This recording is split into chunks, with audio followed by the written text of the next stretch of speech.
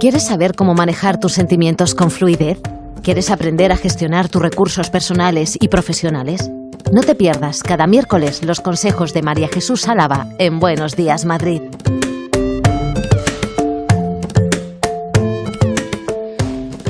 Pues ya ha quedado anunciado, son las 12:25 y nuestra asesora en todo lo que tiene que ver con los asuntos emocionales, con la psicología, María Jesús Álava, ya está con nosotros. Muy buenos días. Muy buenos días, Alipio, Hola. Begoña.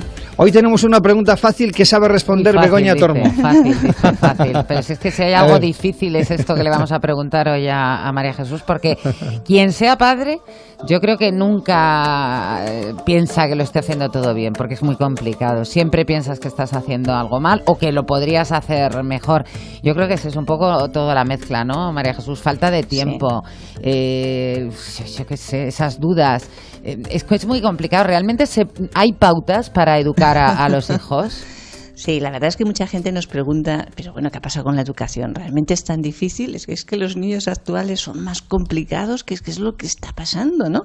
Antes los padres tenían un montón de hijos, aparentemente no salían tan mal, y hoy en día los niños que lo tienen en teoría todo, resulta que se sienten como más insatisfechos. Es complicado, es decir, tanto padres, educadores, todos los profesionales que nos dedicamos un poquito al tema de la educación, sabemos que hay una serie de condiciones que han cambiado mucho en el día a día y que lo han hecho muchas veces muy difícil. Claro, tú preguntarás un poco, Begoña, pero ¿existe tan complicado? ¿Hay algún principio general? Pues sí, mira, a ver, todos lo tenemos muy claro. Cuando digo todos, digo psicólogos, pedagogos, profesores. Es decir, sabemos que tiene que haber unas normas básicas muy claras para que el desarrollo de los niños se pueda hacer con garantías de éxito. Y os voy a poner un ejemplo muy sencillo. A ver, podríamos imaginarnos, por ejemplo, cómo funcionaría una empresa. Una empresa que no tuviera ningún tipo de normas, ni de convenio, ni de reglamento interno, es decir, que Alipio llegara a la hora que le diese la gana, Begoña exactamente lo mismo, Carmen hubiera hecho su trabajo. Bueno, pues imaginemos una familia donde tampoco, ¿no? No existan pautas, cada miembro de la familia haga lo que quiera, sin preocuparse del resto. Bueno, pues es fácil deducir un poco el caos que esto sería y la desesperación, ¿no? Incluso hasta la injusticia en determinadas situaciones. Bueno, ¿cómo podemos pensar? Esta es una pregunta que de verdad nos hacemos con mucha frecuencia. ¿Cómo podemos pensar que los niños podrían desarrollarse, crecer, madurar, hacerse personas y vivir sin esas pautas, sin una serie de normas, de reglas, de límites, de hábitos? Es que es algo tan enorme que cuando te dicen, ya, pero los niños, pobrecitos niños, no tienen que crecer en libertad. Y dice, claro, pero hombre, no nos confundamos. Es decir, no nos confundamos, porque entonces llegaremos a un punto prácticamente imposible. Es decir, en todas las etapas, en todas, tenemos que razonar al máximo con los niños. En la adolescencia, además, les explicaremos las cosas con toda la paciencia del mundo. Pero explicar no quiere decir negociar. Es decir, podemos negociar normas, pero nunca los límites con los chicos en la educación. Uh-huh. ¿Y hay límites? ¿Pero dónde son? O sea, ¿dónde está? No, a ver, hay límites. Según lo estaba diciendo, me he dado cuenta de que evidentemente sí, los hay, sí. Lo acabas de comentar, pero ¿cuáles son esos límites? ¿Siempre los mismos? Claro, tú fíjate que esto es muy importante, porque dices, oye, ¿cómo hacemos? Si es lo mismo en un niño de 3 años que de 13 y en un niño que de por sí sea, digamos, tranquilo y otro que sea hostil o muy agresivo. Bueno, fíjate, ¿dónde estaría el límite? Pues muy claro, para que todos lo tengamos ahí perfectamente interiorizado. El límite estaría en la aplicación del sentido común y del razonamiento lógico. Es decir, acabamos de decir, no pides tú nada. Pido muchísimo, pero es que es algo que constantemente estamos viendo padres, educadores, oye, pues en el despacho, en las conferencias que damos, y entonces te dicen, ya, pero ¿cómo hacemos? Y les dices, vamos a ver, acabamos de decir ahora mismo que los niños necesitan una serie de pautas, de normas, en función de sus edades y de sus características personales, ¿no? Y las necesitan precisamente para desarrollar esa seguridad, esa estabilidad, esos valores, la ética, que les van a permitir ser unos adultos auténticamente libres, pero es muy claro que los niños en determinados momentos se nos van a resistir. Es decir, lo que van a decir es, no, pues esto yo no quiero, esto es imposible y tal. Bueno, ¿qué les aconsejamos un poco a los padres y a los que nos están oyendo? A ver, cuando tú dudes si lo que estoy haciendo, si el límite que estoy poniendo realmente es lógico, no, lo que tengo que hacer es, voy a coger un pelín de distancia, me voy a situar un poquito como por encima de la situación, y lo que me voy a preguntar es, a ver, ¿es lógico lo que mi hijo me está pidiendo? ¿es lógica la respuesta que yo le estoy dando como padre? Porque muchas veces cuando a los padres les dices, pero vamos a ver, lo que me estás planteando es que tu hija de 14 años te está diciendo, oye, que quiere salir hasta muchísimo más tarde, que la semana pasada, por cierto, vino, que vistes que había bebido y quizá tomado algo. Y os estáis planteando si le tenéis que dejar o no lo tenéis que dejar. Hombre, hacerlo con lógica, por Dios.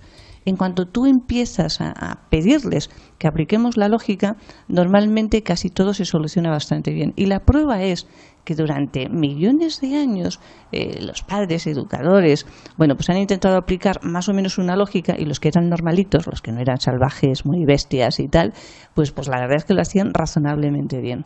Un niño que tú apliques una serie de normas con lógica te va a mirar siempre diciendo, pues tiene razón, por mucho que pelee.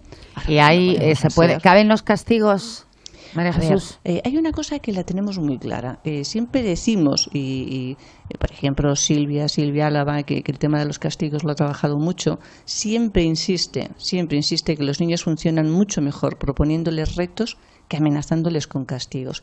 Pero a veces son absolutamente innecesarios, absolutamente. Quiere decir que no hay otra opción.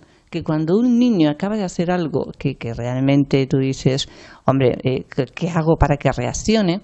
El castigo no tiene que ser, no son los castigos de antes, no le vas a coger al niño y, a ver, los castigos nunca deben de ser físicos, pero sí debe de ser quitarle algo que para él realmente puede ser importante. Y todos los niños, cuando hay padres que te dicen, mira, yo no tengo forma de castigar a mi hijo porque no hay nada que le afecte, no es verdad. No es verdad. Siempre hay algo, ¿no? Siempre hay algo. Siempre tenemos que buscar qué es lo que a ese niño más le puede fastidiar un poquito, que no suele ser muy complicado, ¿eh? Si enseguida vamos a cosas de tecnología, lo encontramos muy fácil. Pero a veces los castigos son absolutamente necesarios. O sea, el niño te está buscando y te está buscando un límite. Vuelvo a decir, es mucho mejor que le propongamos un estímulo que un castigo. Pero en determinados momentos tienes que decir basta, tienes que decir se terminó, y lo tienes que decir con tal seguridad que lo intente pocas veces, porque eso sí que es algo. Un padre que castiga mucho es un padre que se le está escapando de las manos, ¿eh? Esto lo tenemos que tener muy claro. En condiciones normales los castigos tendrían que ser muy esporádicos, no tendría que haber necesidad.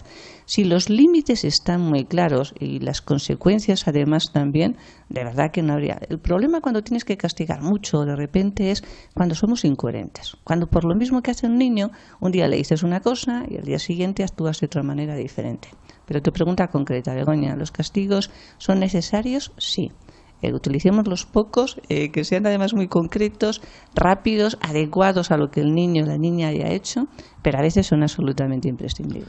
Oye, María Jesús, pero es verdad que cuando en ocasiones puedes pretender pues poner límites o decir que no, la respuesta de los chicos es que son sus derechos, es que yo tengo derecho a. Claro. ¿Y cuáles son esos derechos, a ver, de los niños? Y vivimos además en una etapa en la que parece que tienen todos los derechos del mundo, ¿no? Incluso hay derechos universales para los niños. Fijaros, pues hemos intentado recopilar un poco esos derechos que nuestra experiencia profesional ya de muchísimos años sí que nos demuestra muy claro. Y al igual que hacemos en algunas ocasiones, les decimos a nuestros oyentes que cojan quizá lápiz y papel o que cojan la grabadora, porque estos sí que son muy pensados. Mirad, los niños tienen derecho a que sus principales adultos de referencia, padres, personas cercanas, educadores, mantengan una actitud coherente, serena, equilibrada y respetuosa que favorezca su desarrollo y su maduración, que no es fácil. Tienen derecho a recibir amor, cariño, afecto, ternura y tiempo de dedicación por parte de los adultos, y pocas cosas le pueden favorecer más su equilibrio. Ojo, tienen derecho a pedir perdón por sus equivocaciones. Tienen derecho además a solicitar la paciencia de los adultos ante sus limitaciones y el ánimo que necesitan también, ese estímulo cuando acaban de fallar. Tienen derecho a que les proporcionemos lo que acabamos de decir, esas pautas, normas, límites, hábitos que van a favorecer su desarrollo y, fijaros, les van a vacunar contra la inseguridad, contra ese miedo irracional que a veces sienten los chicos o esa inestabilidad o el caos que tanto les perjudica. Tienen derecho a que los adultos no les utilicen en sus peleas ni en sus diferencias o desencuentros, y no solamente cuando hay separación, que a veces ocurre con mucha más frecuencia. Tienen derecho a que les escuchemos. Tú dices, ¿cómo tenemos que decir esto? Pues lo tenemos que decir, de verdad. A que les escuchemos y les ayudemos en sus dudas, en sus inseguridades un poquito y en sus insatisfacciones. Fijaros, tienen derecho a que no les transmitamos la falta de ilusión o el desencanto, la desesperanza que tienen muchos adultos y que a veces te vienen chavales que dices, pero están tristes, dices, joder, es que ves a los padres y dices, es que solamente les transmiten ahí desesperación.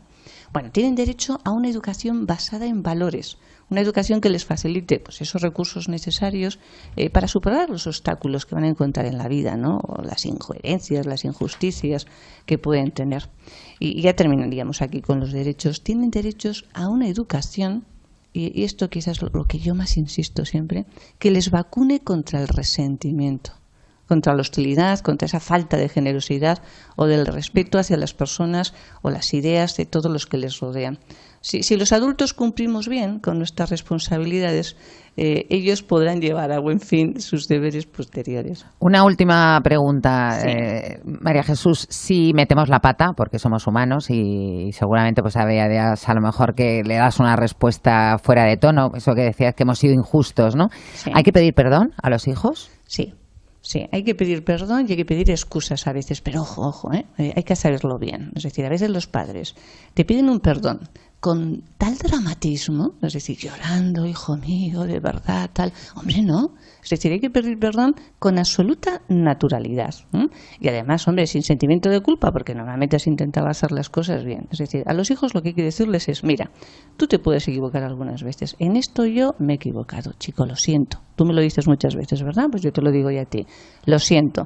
No es normal, no es lo más frecuente, desde luego ya lo hemos aprendido los dos. Oye, la siguiente vez lo intentamos hacer de esta manera, sin darle mayor dramatismo, por Dios. Es que a veces pedimos perdón de tal forma que el chico o la chica dice, bueno, este está agobiadísimo, yo consigo aquí Y por ahí lo que otra vez quiera. mete la cuña, ¿no? Claro, porque es tan fácil. A ver, los chavales listos, y la mayoría de los niños son listos, les es bastante sencillo el coger y tocar el talón de Aquiles de los padres y decir, a ver, a esto sí, ¿cómo les convenzo? ¿No? ¿Cómo les llevo a tal? En la consulta a veces es una maravilla, te dan ganas de grabarlos diciendo, pero qué artistas son, ¿no? ¿Cómo consiguen darle la vuelta para que algo que acaban de hacer, al final terminan argumentándolo de tal manera que ves a los padres que son los que piden perdón y tienes tú que coger y decir, oye, parar, esto nos estamos yendo totalmente de sitio, pero ¿qué está pasando aquí? Ojo, que los chavales son muy hábiles. Ahora, no pasa nada, no, que todo lo contrario. Una persona que pide perdón es una persona segura. Ahora, una persona que pide perdón suplicando es una persona normalmente muy insegura. Oye, permíteme que te haga una pregunta con contestación de sí o no. Sí. Vale, así. La pregunta inicial, que es por lo que hoy traíamos este asunto aquí. ¿Es más fácil educar a los hijos hoy que hace 20 años? No. Y la respuesta además es clara, es muy tajante. Las condiciones de vida han cambiado muchísimo, todo además de tal manera y a tal velocidad que los padres de hoy se encuentran con menos recursos, curiosamente, seguramente también con menos tiempo, y los niños se encuentran con una especie de maremán que no terminan de controlar, es decir, tienen tantos inputs. Y luego los niños de hoy, fíjate, Alipio, se encuentran muy solos, muy rodeados de muchísima tecnología, tremendamente solos. Normalmente tienen menos hermanos, menos amigos, menos tiempo para jugar, y esto es un drama que les termina pasando un poquito factura. Muy bien, María Jesús, pues nos quedamos ¿Terminamos con eso. solo con dos deberes por Venga, parte de los a niños? ver, Para que no parezca que solo tienen derechos. Vaya, 2 deberes solamente.